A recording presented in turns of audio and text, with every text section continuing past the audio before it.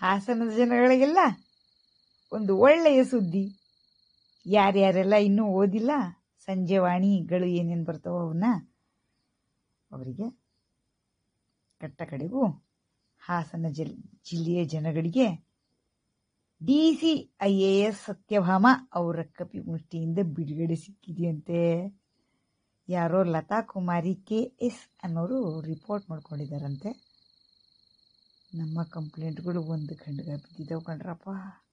ಅಲ್ಲಿ ಪೆಂಡಿಂಗು ಸತ್ಯಭಾಮ ಅವರು ಅಡ್ರೆಸ್ ಮಾಡ್ದಲೆ ಏನು ಅಂತಾರಲ್ಲ, ಭಂಡತನದ ಪರಮಾವಧಿ ಅನ್ನೋ ಲೆವೆಲ್ಗೆ ಇಟ್ಕೊಂಡಿದ್ದ ಕಂಪ್ಲೇಂಟ್ಗಳು ಈಗ ಬಂದಿರೋ ಹೊಸ DCಗಳು ಯಾರಿದ್ದಾರೋ ಇವರು ಒಂದು ಸ್ವಲ್ಪ ನಮಗೆ ಜನಗಳಿಗೆ ನ್ಯಾಯ ನೀತಿಲಿ ಅಡ್ಮಿನಿಸ್ಟ್ರೇಷನ್ ಮಾಡ್ತಾರ ಹಾಸನ ಡಿಸ್ಟಿಕ್ನ ನೋಡೋಣ. ದೂರದ ಒಂದು ಆಸೆ. ಹೋಗಿ ಖುದ್ದು ಮಾತಾಡಿಸಿದ್ರೆ ಗೊತ್ತಾಗತ್ತೆ, ಇಲ್ಲದ್ರೆ ಗ್ಯಾರಂಟಿ ಇಲ್ಲ. ಏನಾಗುತ್ತೋ ಏನೋ, ಇನ್ನೊಬ್ರಿಗೆ ಯಾರೋ ಮತ್ತಿರೋ ಕರಪ್ಟ್ ಎಲ್ಲ ಬಂದು ಸೇರ್ಕೊಂಡ್ಬಿಟ್ಟಾರೋ ಏನೋ.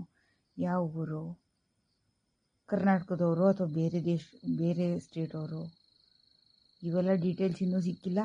ಖಾಲಿ ಚೇಂಜ್ ಆಗಿದ್ದಾರೆ. ಅವ್ರನ್ನೆಲ್ಲ ಸತ್ಯಭಾಮನೆಲ್ಲೋ ಯಾವುದೋ ಶಿಕ್ಷಣ ಇಲಾಖೆನೆಲ್ಲೋ ವರ್ಗಾವಣೆ ಮಾಡಿದಾರಂತೆ ಆ ಬೆಂಗಳೂರಿಗೆ. ಇರಲಿ, ಅಲ್ಲಿ ಬೆಂಗಳೂರು ಸಿದ್ದರಾಮಯ್ಯನ ಕೆಳಗಡೆ ಇರಲಿ, ನೆಮ್ಮದಿಲಿ. ನಮಗಂತೂ ಸಾಕಾಗೋಗಿತ್ತು ಇವ್ರ ಕಾಟ.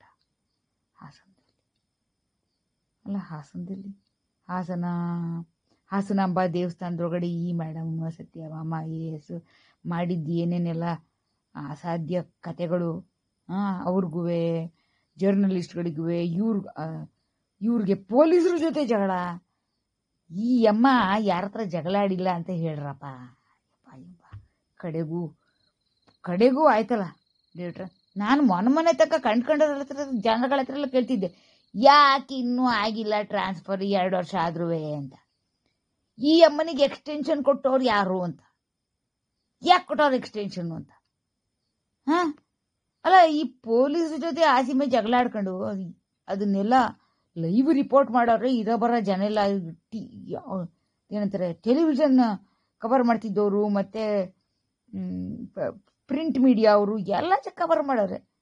ನಾನು ಪೊಲೀಸರುಗಳಿಗೂ ಕೇಳಬಿಟ್ಟಲೆ, ನಿಮಗೂ ಮಾನ ಮರ್ಯಾದಿಲ್ವನ್ರಪ್ಪ, ಯಾರ ಕಡೆಯಿಂದ ಏನು ಮಾಡಿಸ್ಬೇಕು, ಟ್ರಾನ್ಸ್ಫರ್ ಮಾಡ್ಸಕ್ಕೆ ಇನ್ನೂ ಆಗಿಲ್ಲ ನಿಮಗೆ ಅಂತ ಹೇಳಿದ್ರೆ ಏನು ನೀವಿದ್ದೇನು ಪ್ರಯತ್ನ ಅಂತ. ಹೆಂಗೋ ಕಡೆಗೆ ಆಗಲಿ ಅಂತ ಯಾರ ಕಡೆಯಿಂದ ಆಗಿದೆಯೋ ಅವ್ರಿಗೆ ಪುಣ್ಯ ಬರಲಿ, ಮುಂಚೂರು ಬರಲಿ. ನಮ್ಮ ಕಡೆಯಿಂದ ನಮ್ಮವೆಲ್ಲ ಸಿಕ್ಕಾಪಟ್ಟೆ ಪೆಂಡಿಂಗ್ ಇದ್ದಾವೆ ಮ್ಯಾಟ್ರ್ಗಳು.